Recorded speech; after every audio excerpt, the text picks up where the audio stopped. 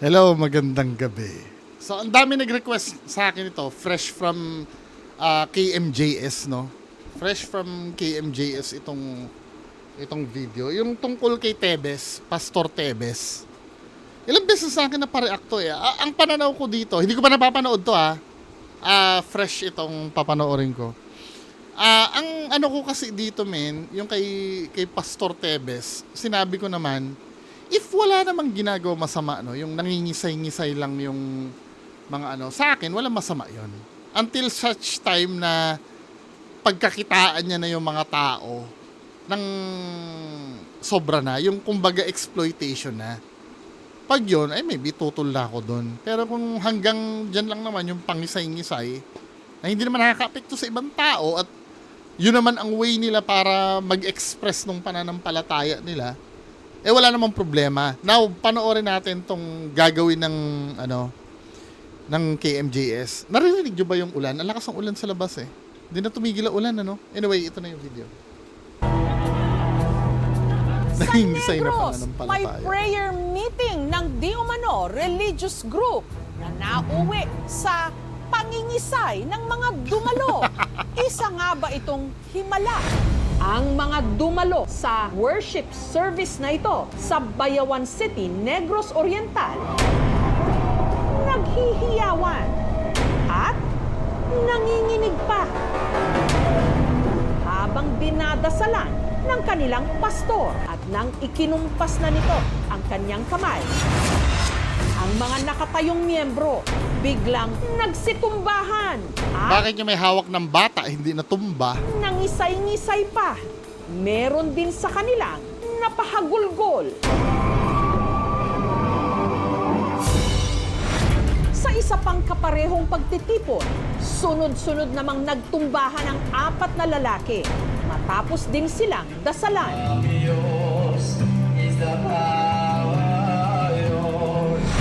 Gayunman, sa mga komento online, marami ang pumuna sa paraan ng panggagamot ng lalaki. Anong gagamot ba siya nun? Akala ko parang service lang. Panggagamot ng Kulto. Born to be kulto daw. wild. Pag hindi manginig, hindi bibigyan ng snacks. Pero giit ng kanya mga di umanong napagaling, lehitimo ito. Sa pangalan ni Jesus! Yes! Tindong lagaw! Amin naman! Go, go, go, go! Yes! Thank you, Jesus! So dun nang gagaling yung ano. Sa akin, scientific naman yan. Yan yung tinatawag na placebo. Kapag ka placebo kasi, yun nung, parang psychological siya eh. Alam mo, minsan ginagamit din namin na technique yung placebo effect. Madalas kong ikwento ito eh. Para maintindihan nyo yung meaning ng placebo. Nung kasi nasa pagamutang bayan ng Malabon kasi ako noon. Eh, di ba nurse kami doon, ano? Meron kaming, ano doon, parang clinical instructor. So, pasyente yata siya doon ng, hindi ko alam, pasyente ko ba yun? Or isa sa mga kasamahan ko. Pasyente siya doon, ang sakit ng tiyan niya. Mura siya ng mura, no? Ang sakit ng tiyan ko, baka pwede niyo naman ako bigyan ng gamot. Eh kami, walang maka-decide sa amin. Kasi yung doktor, hindi naman namin matawagan. Hindi naman kami pwedeng kumuha ng ng ibang doktor kasi hindi alam yung history nung pasyente na yon. Tinatawagan si doc sa cellphone niya, cannot be reached naman. Wala pong hindi po namin makontak si doc. Basta gawan niyo ng paraan po. Tangina, nagbabayad ako dito eh. Dapat pinapagaling nyo ako. Yun ang mga sinasabi sa amin. Ngayon, yung clinical instructor namin nag-decide. Kumuha siya yung pang-dilute, yung distilled water. Distilled water, no? Yun yung pang-dilute dun sa yung mga solution eh.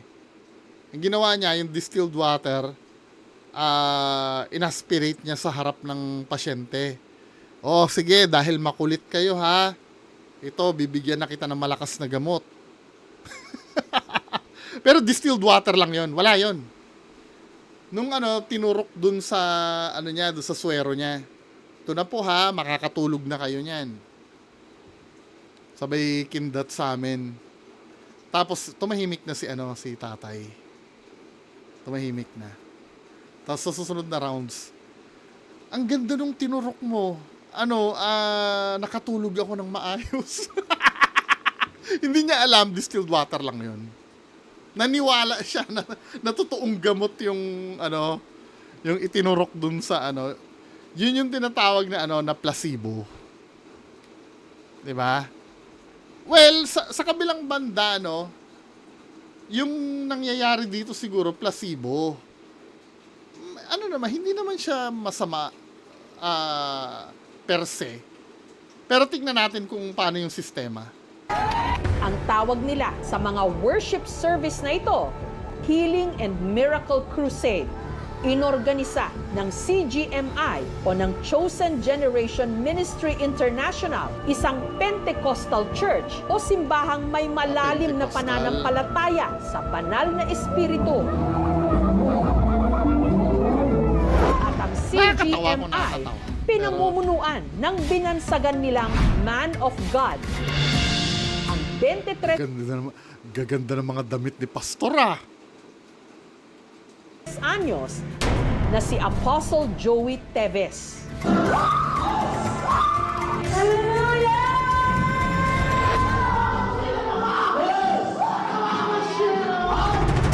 Sa bayan ng Calatrava sa Negros Occidental, nabalitaan naming sunod na magsasagawa ng Healing and Miracle Crusade sina Apostle Joey. Isang oras bago magsimula ang pagtitipon, nagsidatingan na ang kanilang mga miyembro. Dumating na rin ang ilang may iniindang karamdaman. Gusto ko maka-encounter ng power ng Panginoon. Isa sa mga dumayo, si Melugin, na may sakit sa bato. Gaubag jud ang kidney. May sis pagid siya, di kuan ka ng kabuto na gid siya ba. Napuputok na daw yung Diri sis. mabutot ng kilid, ari hawak, niya kutas, madugay niya. Kapoy na kay baklay niya. Kadadlaw ko maglakaw kay. Kadaliw ko ospital niya. Wa gimi kwarta niya, sa ligramik tabang. Yun din kasi isa rin sa factor yon kung bakit lumalapit dyan ng tao, yung kawalan din ng pera. 'Di ba? Yung mga kumikita sa inyo, let's say OFW kayo, yung mga kumikita sa inyo, magpalipad, joke lang, mag-ipon kayo para sa sarili nyo. Hindi nyo kasi masasabi, or kahit para sa mga anak nyo. 'Di ba? Hindi natin masasabi ang panahon Hindi sa magdidilang demonyo ako na may maroong mangyari.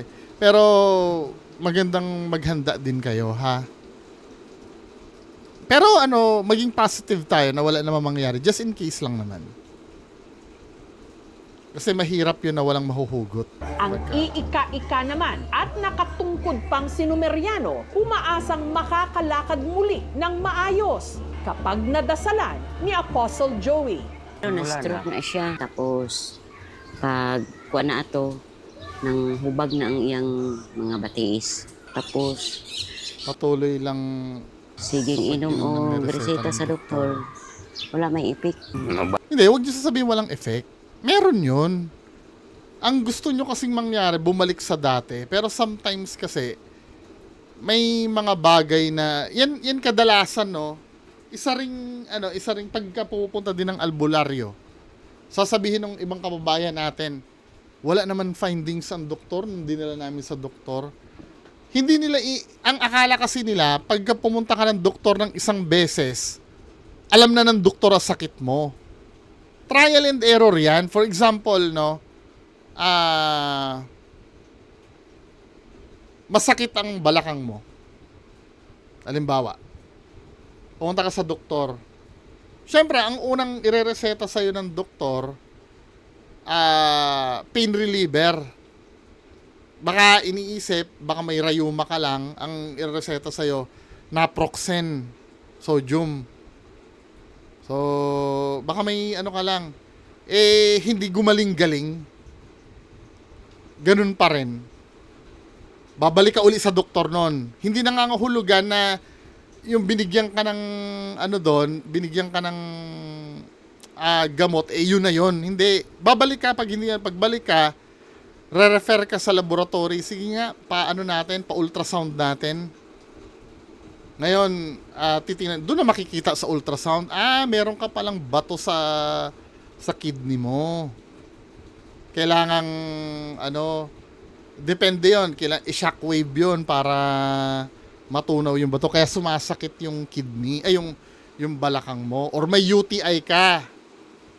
Makikita yun sa urinalysis eh. Di ba, men?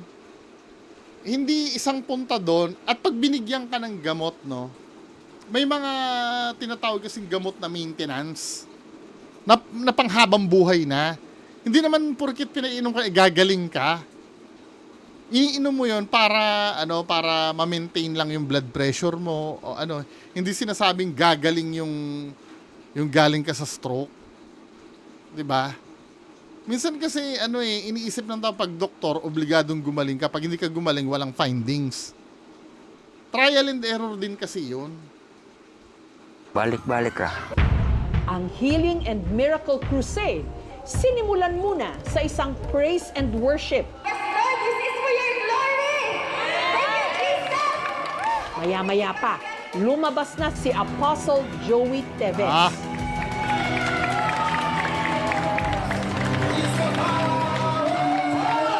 Kingdom of God is not just only in word, but in power.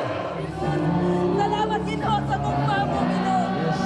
Matapos ang kanyang sermon, lumapit siya sa mga miyembro at kanya sila ipinag-pray over. Name of Jesus, power of the Holy Spirit. Yes, Holy Spirit. Lord, At gaya sa mga ipinost nilang video, ang mga miyembro na dinasalan at hinipan ni Apostle Joey napasigaw. Napaiyak. Parang same ito doon sa mga pupunta albularyo, Natumba habang nangingisay.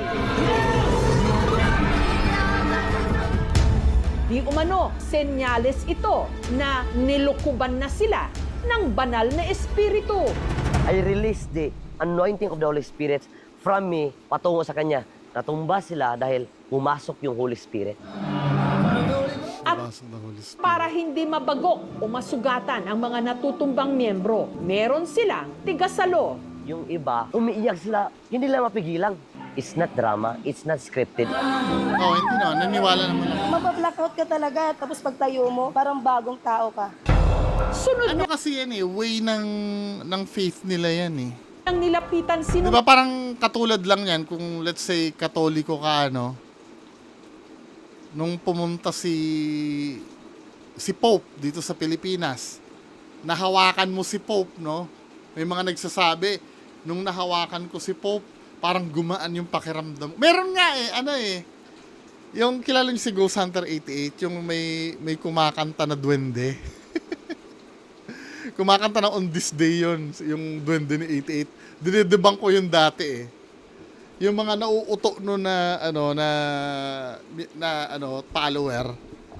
Pag naririnig daw nilang kumakanta yung duwende, yung si Linyo, gumagaan daw yung paghinga nila. Yun? Kasama sa placebo yun. Meriano na hirap ngayong makalakad. Ipinagdasal niya ito at saka hinipan ang kanyang ulo. Naniwala ka ba na kaya kang pagalingin nila?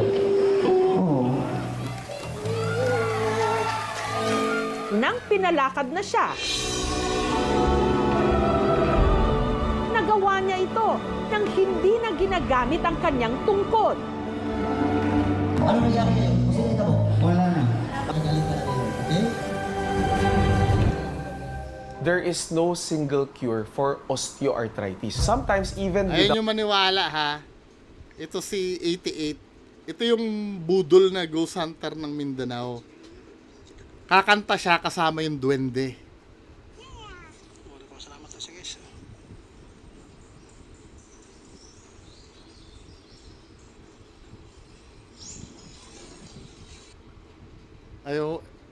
Ayaw kumanta.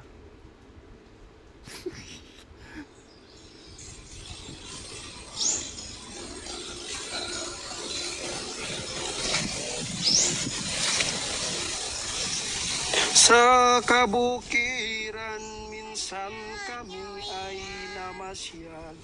Kasama ko ang aking barkada. Sa isang kubo doon Yan. kami ay Yung mga niloloko niyang follower, pag naririnig yung yung kanta na yan, parang gumagaan daw ang pakiramdam nila. Diba? Same lang ito ng ganun. Pero sa akin, pagdating sa ganito, wala naman siya masama. Kung naniniwala din naman talaga na kung nakakatulong yun, malaki din kasi ang tulong nun para maging positive yung isip mo eh. Naniniwala naman ako na nakakatulong yun sa sa magandang pananaw sa buhay. Yung for example, iniisip mo na pinagaling ka ng Holy Spirit, no? Tapos gumaan ang pakiramdam ko. Tingin ko wala namang masama doon. Although na yung placebo, walang scientific na explanation, at least nakabahagi ka ng positivity. Without doing anything, yung pamamaga na yun, nagsasubside mag-isa. So, pwedeng feeling mo magaling ka na, pero in reality, it's just being symptom-free at that very moment. Nang iprenay over naman niya si Melo Jean, bigla itong natumba.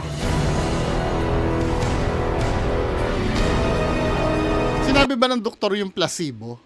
Ano ba explanation nung doktor sa Isay. Di umano, senyales ito na Anointing of the Holy Spirit. ibang miyembro, meron sila. It's not scripted. Sunod niyang pinagdasal niya ito at saka hinipan ang kanyang ulo. Naniwala ka ba na kaya kang pagalingin nila? Oo. Nang pinalakad na siya, nagawa niya ito nang hindi na ginagamit ang kanyang tungkod. Ano nangyari ngayon? Kasi ito mo. Wala na. Pagaling ka na nila, okay? There is no single cure for osteoarthritis. Sometimes, even without doing anything, yung pamamaga na yun, nagsasubside mag-isa.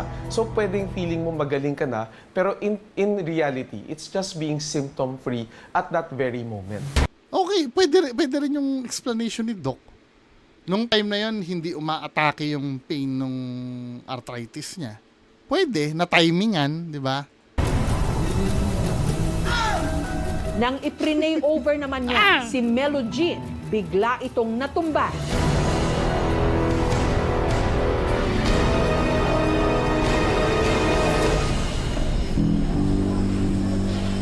Ano nangyari? Gaano ko paminaw. Ganun pa rin. Tapos ang sakit mo, wala na. Sa cyst, wala po talaga tayong instant healing, no? Kasi hindi ho yan mabilis mawala. Usually sa sobrang paniniwala, nagkakaroon tayo ng placebo effect. Yes! Placebo! Sabi ko sa inyo, di ba? Placebo. Placebo ang tawag. Yung feeling mong pain and everything, pag nandun ka sa intense na sensations, no? Pwedeng pansamantalang mawala. 15 anyos lang daw si Apostle Joey nung sinimulan niya ang kanya di umanong misyon. Merong vision na pinakita si Lord sa akin na pinakita niya sa akin yung maraming mga tao na may sakit. Doon ko na-realize ba na itong mga tao to, inaantay ka nila. Gamitin kita para sa kanila. Itinatag niya ang CGMI noong 2021 kung dati 300 lang ang kanyang mga miyembro. Ngayon, 10,000 na raw.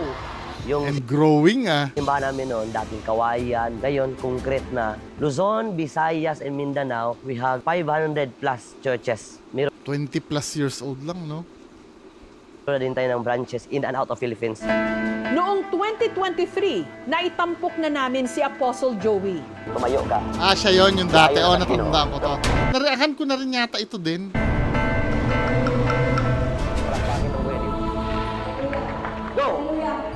Masama yan yung pagpwersahin mo. Mag-isa lang siya noon. Ngayon, katuwang na niya ang kanyang kapatid na si Jaff.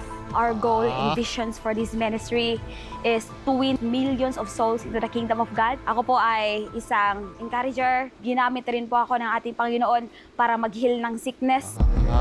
May dalawang uri raw ng kanilang pagpapagaling. Yung pagdasal ko, instant talaga na nawala yung sakit nila. Ang tawag niyan, instant healing. Meron lang iba, hindi sila nakareceive ng instant healing. So ang tawag niyan, gradual healing. Palusot mo na lang yun, men. Diba? Yun yung magiging palusot niya pagka hindi gumaling yung yung isa. Kasi ako naniniwala ko, if ever man natotoo yung power na yun, na meron yung sinasabi mo, lahat yan instant. Wala namang pipiliin ng Diyos kung alin doon yung instant tsaka sa gradual. Basta pag ginusto ng Diyos yun na pagagalingin niya yun. Medyo palusot mo na yun, men. Kailangan pa nila sumunod sa instruction na develop your faith. Sa kabila nito, may ilang bumabatikos. Yung iba, sabi nila, binayaran. I challenge them na magpunta sa aming crusade tapos layo mag-interview sa mga natumba. Ako naniniwala ako dun, ganyan. Kaya lang, syempre, yung paggaling, yun kasi yung questionable. May mga nagtatanong, may bayad ba para makadalo sa prayer rally? Walang bayad. Meron lang iba na kusa silang nagbigay.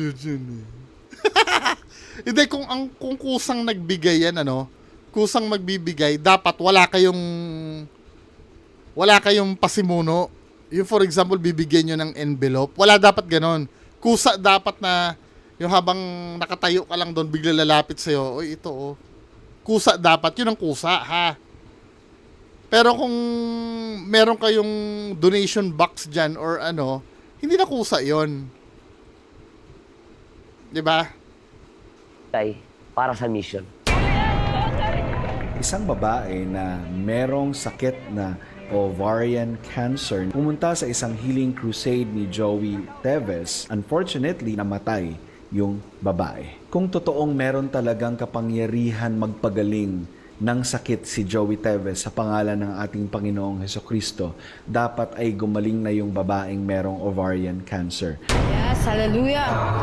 Yung mga nagsabi na false prophet ako, I am always praying for them. Pero bakit may mga nangingisay? When you're with them, you are bound to actually imitate certain things that are happening. If we put into the atmosphere, diba, yung loud music, social cues, may part pa rin siya that would trigger a certain trance-like state. Tapos nangyayari is, yung rational part of our brains would slow down. Meron naman talagang charism for healing na ibinibigay ang Holy Spirit. Yung nga lang, kahit na nire-recognize ng simbahan, yung gift na yan, the church is guarded to recognize it. Wala makapagsasabi talaga kaagad-agad na, galing ng Holy Spirit yan. Hindi pwedeng claim lang ng pastor at paniniwalaan na kagad natin. Excuse me, magsasalita ako na sa mid ako Pwede kasi naman na na halimbawa kung gusto mong humiling sa Panginoon, naniniwala naman ako na kapag kinausap mo siya, handa siyang tumulong sa'yo. Naniniwala naman ako dun. Although na, nagtatampo ako dahil binigo ako dun sa anak ko dati. Pero naniniwala naman ako pagdating ng time, maiintindihan ko ang lahat. Lumalabas sa confirmation bias. Pero kasi kung titingnan mo, pwede mo namang kausapin ng Diyos na halimbawa, ikaw may karamdaman ka, For example, ikaw ay nilalagnat ngayon. Kailangan mong pumasok, kinabukasan, gusto mong pagalingin ka na kasi walang kakainin ng pamilya mo kung hindi ka gagaling. Naniniwala naman ako na kahit ikaw, hindi ka pumunta sa ganyan, kausapin mo lang naman na, God, baka pwede naman po na, na pagalingin nyo ako. Kasi walang kakainin yung mga anak ko pagka hindi ako nagtrabaho. 100%, maniniwala naman ako na mapapagbigyan ka. Granting na yung pag-healing mo taos sa puso or hindi. Now, kung hindi pa rin nangyari yun, maybe may reason. Katulad nung sinasabi sa akin noon dati. Nasanay na ako sa ganun sa ganun na ang dami ko kasing tanong, palagi na lang ang sagot sa akin, maybe may reason. Wala Yun na lang kasi ang makakapagbigay ng kapanatagan sa kalooban mo. Pagdating kasi sa faith, malalim yan 'Di ba? Kahit pwede nating pag-usapan yung scientific aspect niyan, pero bababaw kasi ang meaning ng faith sa mga ganung bagay. Maraming layers or aspeto, yung pag-resort or pagpili ng mga Pilipino dun sa faith healing. Meron pa ring mga geographically isolated and disadvantaged areas. Yun yung mga areas na wala masyadong health facilities, or kung may health facility man, hindi masyadong marami or walang doktor.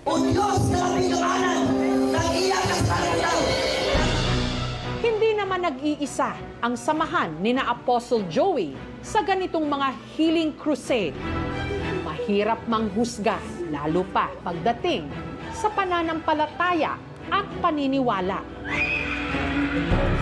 May kanya-kanya tayong karapatan para gawin ito at para sa mga may sakit o karamdaman. Basta wag lang talaga ikakapitalize yan para sa self-gain. Naintindihan ko naman yung halimbawa kahit manghingi para sa patuloy ng operation nila, ng pag-ooperate ng gawain nila. Pero yung dadating na parang para sa self-gain, yung bibili ka na ng mga luxurious na bagay para sa sarili mo lang, galing sa pera ng mga miyembro mo. Bibili ka ng Rolex, yung mga puro luho sa sarili mo, yun naman yung hindi maganda. 'Di ba? Ayoko masyadong i-bash yung mga ganito kasi part ito ng paniniwala nilang spiritual At mahirap kasing mahirap kasing kontrahin yun. Kung kukontra ka man, doon na lang tayo sa part na yung talagang lantara na. For example, merong ginahasang bata yung pastor, yun talaga. Wala nang kinalaman sa faith yun Ano niya na yun kamunduhan niya na yun Pero yung mga ganito, nakakatawa man, kahit ako natatawa doon sa ginagawa nila, pero kung gano'n, wala naman ako nakikita masama. 'Di ba? Unless meron pa akong malaman na iba na ginagawa talaga nitong mga to na hindi katanggap-tanggap. Yung patulad nga, yung kay Kibuloy, di ba? Yung di umano daw ay gumagalaw ng mga batang miyembro. Yun, hindi naman talaga maganda yon. Si Aguila, kilala yung Senyor Aguila, yung mga ganon, di ba? Anyway, mga kababayan ko, yan lang muna ang pag-uusapan natin. Magandang gabi sa inyo lahat. Bye-bye.